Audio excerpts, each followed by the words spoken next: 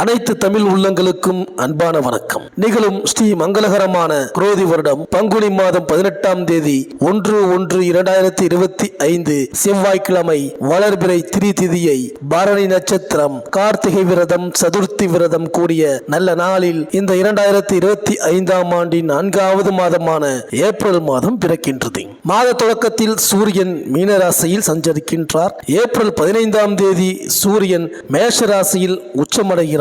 சனி பகவான் இந்த ஏப்ரல் மாத தொடக்கத்தில் மீனராசியில் சஞ்சரிப்பார். இதன் காரணமாக மேஷ ராசிக்கு ஏழை சனி ஆரம்பமாகின்றது. மகர ராசிக்கு ஏழை சனி முடிவடைகின்றது. மீன ராசிக்கு ஜென்ம சனி, கும்ப ராசிக்கு பாத சனி, சிம்ம ராசிக்கு அஷ்டம சனி ஆரம்பிக்கின்றது. கடக ராசிக்கு அஷ்டம சனி முடிவடைகின்றது.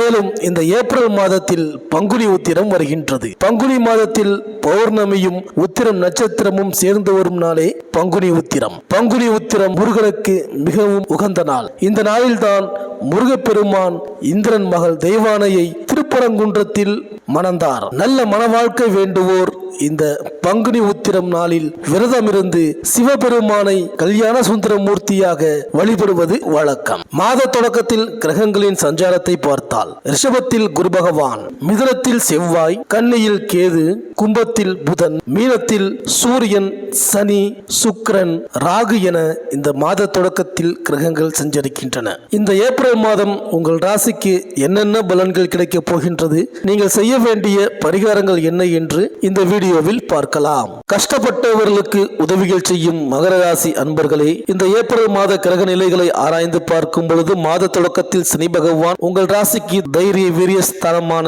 மீன ராசியில் சஞ்சரிக்கின்றார். இதுவரை உங்கள் ராசிக்கு தனம், குடும்பம், வாக்குஸ்தானத்தில் இருந்து திருப்திகரமான பணவரத்து, எந்த ஒரு வேலையையும் செய்து முடிப்பதில் அலைச்சல், உங்கள் பணிகளில் அடுத்தவர்களின் குறுக்கீடு, வீண் வாக்குவாதங்கள் போன்றவற்றை கொடுத்திருப்பார். தற்போது உங்கள் ராசி அதிபதியும் ராசிக்கு தனம், வாக்கு மற்றும் குடும்பஸ்தாதிபதியான சனி பகவான் அவரது சமக்கிரகமான குருவின் வீடும் உங்கள் ராசிக்கு தைரிய வீரிய சகாயஸ்தானமுமான மீனராசியில் சஞ்சரிக்கின்றார். இதனால் அனுகூலமான பலன்கள் கிடைக்கும் என எதிர்பார்க்கலாம். நோய்கள் நீங்கி ஆரோக்கியம் உண்டாகும். முயற்சிகளில் சாதகமான பலன் கிடைக்கும். எடுத்த காரியத்தை வெற்றிகரமாக செய்து முடிப்பீர்கள். அதற்கு உதவியும் கிடைக்கும். சமூகத்தில் மதிப்பும் மரியாதையும் உயர்வதுடன் உயர் பதவிகளும் கிடைக்கும். இதுவரை இருந்த கஷ்டங்கள் நீங்கி நல்ல பலன் அதிகரிக்கக்கூடும். சொத்துக்கள் வாங்குவது, விற்பது போன்றவற்றில் இருந்த தடைகள் தாமதம் நீங்கி அனுகூலமான பலன் உண்டாகும். கொடுக்கல் வாங்கல் சீராகும். பணியாட்கள் மூலம் நன்மைகள் உண்டாகும். உங்கள் இல்லத்திற்கு தேவையான பொருட்களை வாங்கும் நிலை உருவாகும். நிதிநிலை மேம்படும். நீண்ட தூரத்தில் இருந்து வரும் தகவல் மூலம் நன்மை உண்டாகும். முக்கிய விஷயங்கள் தொடர்பாக மனதில் இருந்த குழப்பங்கள் நீங்கி துணிச்சலான முடிவுகளை எடுக்கும் நிலை வரக்கூடும். சகோதரர் வழியே எதிர்பார்த்த உதவிகளும் கிடைக்கும். மேலும் மீனராசியில் சஞ்சரிக்கும் சனி பகவான் அங்கிருந்து 3ஆம் பார்வையாக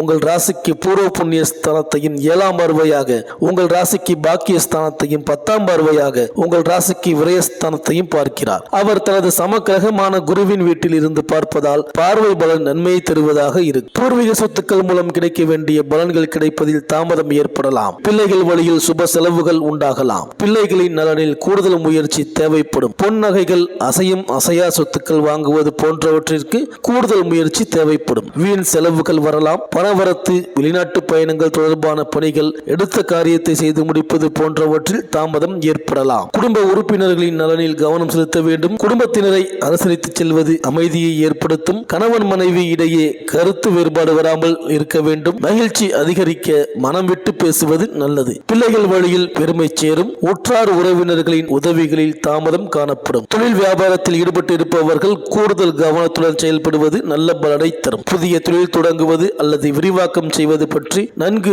ஆலோசித்து செயல்படுவது நல்லது. தொழில் வியாபார மேம்பாட்டிற்காக நிதி உதவி கிடைப்பதில் தாமதம் ஏற்பட்டாலும் முடிவில் எதிர்பார்த்தபடி கிடைக்கக்கூடும். பணியாட்களுடன் அனுசரித்து செல்லுதல் தொழில் வளர்ச்சிக்கு உதவும். இடமாற்றம், பதவி மாற்றம் போன்றவற்றை எதிர்பார்க்கலாம். உத்தியோகத்தில் கூடுதல் பொறுப்புகள் கிடைப்பதுடன் அதற்காக அதிகமாக உழைக்க வேண்டிய நிலை ஏற்படும். பொருளாதாரம் மேம்பட அதிக உழைப்பும் முயற்சியும் தேவைப்படும். வீட்டிற்கு தேவையான ஆடம்பர பொருட்கள் வாங்குவதால் செலவுகள் அதிகரிக்கலாம். வீண் செலவுகளை தவிர்த்து முதலீடு மற்றும் மற்றும் சேமிப்பு ஆகியவற்றில் கவனம் செலுத்துவது நன்மை தரும். சொத்துக்கள் வாங்குவது விற்பது போன்ற விஷயங்களில் கூடுதல் கவனம் தேவை. மாணவர்கள் தேர்வில் அதிக மதிப்பெண் பெற முயற்சி செய்தால் நல்ல பலன் கிடைக்கும். நேர்முக தேர்வு போட்டித் தேர்வுகளில் பங்கேற்பவர்கள் கவனமாக செயல்பட்டால் சாதகமான பலன்கள் கிடைக்கும். தொழில் கல்வி பயிலும் மாணவர்கள் தாங்கள் கற்கும் துறையிலேயே வேலைவாய்ப்பு பெற அதிக முயற்சி எடுக்க வேண்டும். மேலும் மாத தொடக்கத்தில் கும்பராசியில் புதன் வக்ர இயக்கத்தில் சஞ்சரிக்கிறார். உங்கள் ராசிக்கு 6ஆம் இடத்திற்கு அதிபதியான புதன் தனஸ்தானத்தில் சஞ்சரிக்கும் பொழுது பணி நீக்கம் செய்யப்பட்டவர்கள் மீண்டும் பணியில் சேரும் வாய்ப்பு உண்டு. உத்தியோக மாற்றத்தை விரும்புபவர்களுக்கு உயர் பதவியுடன் கூடிய மாற்றங்கள் வரலாம். இதுவரை கொடுக்கல் வாங்கலில் இருந்த பிரச்சனைகள்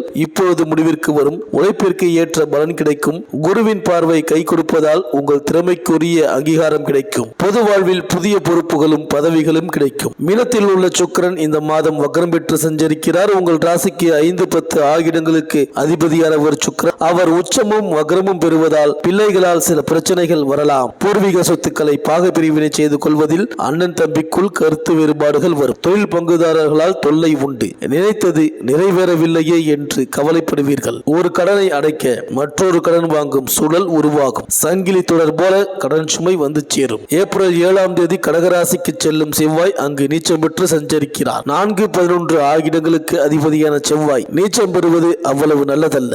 தாயின் உடல் நலத்தில் பிரச்சனைகள் உருவாகும். வாங்கிய சொத்துக்களால் வில்லங்கங்கள் ஏற்படும். தொழில் பங்குதாரர்கள் விலகிக் கொள்வதாக சொல்லி அச்சுறுத்துவார்கள். வெளிநாட்டு முயற்சியில் தாமதம் ஏற்படும். கடன் சுமையின் காரணமாக கட்டிய வீட்டை விலை பேசும் சூழல் உருவாகலாம். உத்தியோகத்தில் சக பணியாளர்களிடம் உங்கள் முன்னேற்றத்தை பகிர்ந்து கொள்ளாதீர்கள்.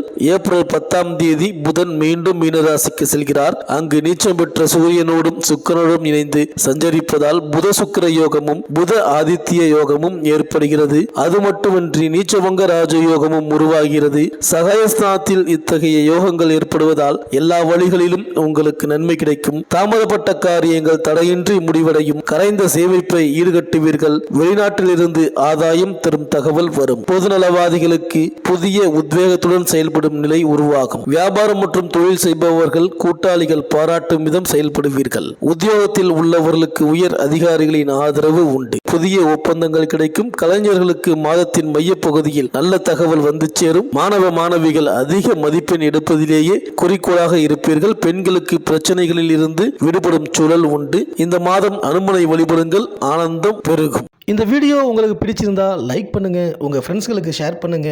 நம்ம சேனலை தொடர்ந்து பார்க்க மறக்காம சப்ஸ்கிரைப் பண்ணுங்க. பக்கத்தில் இருக்கிற பெல் ஐக்கானை கிளிக் பண்ணிக்கிங்க.